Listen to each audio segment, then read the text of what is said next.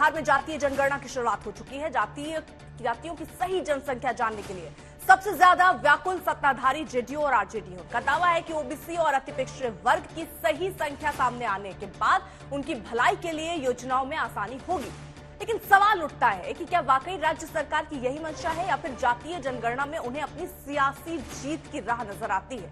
ऐसा इसलिए क्योंकि बिहार में जेडीयू आरजेडी और क्षेत्रीय दलों की राजनीति जाति आधारित ही मानी जाती रही है और जातीय जनगणना के माध्यम से वो ये दिखाने की कोशिश कर रहे हैं कि वही उनकी भलाई के सही पैरोकार है। हालांकि बीजेपी भी केंद्र और बिहार की सियासत के बीच अजीबोगरीब धर्म संकट में फंसे हैं।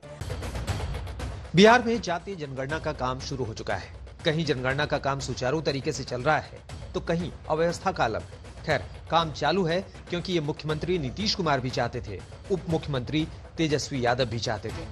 सवाल है कि बिहार में जातीय जनगणना की मांग क्यों तमाम राजनीतिक दल जोर शोर से उठा रहे हैं। और अब दूसरा बड़ा सवाल ये भी है कि जब जनगणना शुरू हो गई है तो इस पर हाय तौबा मचनी क्यों शुरू हो गई है। पहले इसकी उपयोगिता को लेकर नीतीश और उनके डिप्टी सीएम का बयान सुन लेते हैं।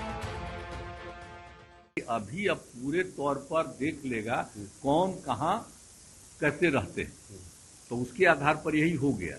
तो उसी आधार पर फिर उसकी गिनती शुरू करेंगे और वो जब हो जाएगा तैयार, और साथ साथ हम लोगों ने तय कर दिया है तो उसके साथ साथ लोगों की आर्थिक स्थिति का भी, चाहे वो किसी भी जाति के हो, सबकी आर्थिक स्थिति का भी आकलन लेकर के तो उतना कर लेने के बाद तो बहुत अच्छा न हो जाएगा। तो आप जान ही रहे हैं, भाजपा जो है गरीब विरोधी है। ये लोग नहीं चाहते थे कि जाति जनगणना जो है वो हो।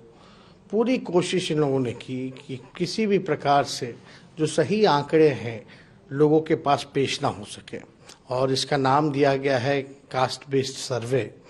और एक एक चीज़ की जानकारी जो है माननीय मुख्यमंत्री जी ने भी बताया ही है, सारी बातें विस्तार रूप से, कि इसको एक एक चीज उपजाति से लेकर के हर चीज और आर्थिक चीज को भी इसमें जो है जोड़ा जा रहा है। बिहार में जातीय जनगणना की शुरुआत को राज्य की सत्ता पर आसीन जेडीयू और आरजेडी अपनी राजनीतिक जीत के तौर पर पेश कर रही है। हालांकि पहले जेडीयू के साथ रही बीजेपी भी बिहार में जातीय जनगणना का पक्ष धर रही है, लेकिन अब इसकी प्रक्रिया पर सवाल खड़े कर रही है। कभी नीतीश के चाणक्य रहे प्रशांत किशोर भी नियत पर प्रश्न चिन्ह लगा रहे हैं। इसलिए मुख्यमंत्री जी कोई बिहार पहला राज्य नहीं है, आप तीसरे राज्य हैं। और साथ ही साथ हम जरूर ये चाहेंगे कि सर्वदलीय बैठक बुलाकर और इस जातीय गणना के बारे में पूरी जानकारी लोगों को दी जाए, क्योंकि राजनीतिक कार्यकर्ताओं को कुछ भी जानकारी नहीं इसके बारे में।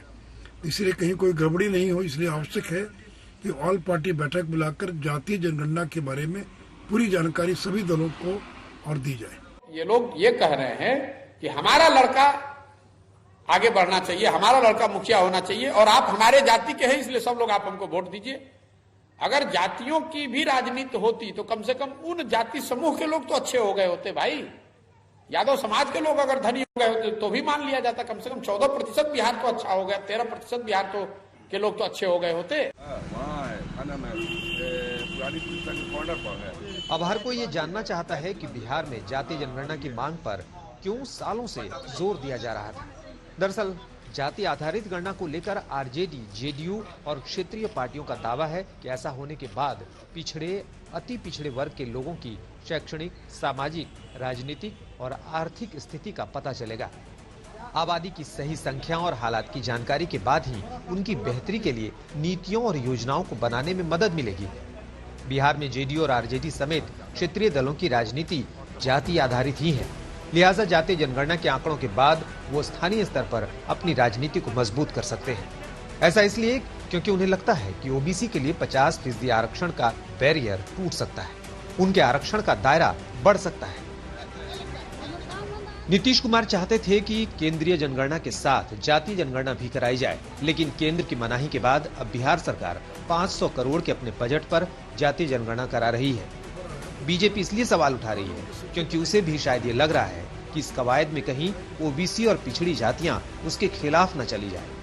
पटना से सुजीत कुमार झा और रोहित कुमार सिंह के साथ सचिन पांडे, मोतिहारी, आज तक।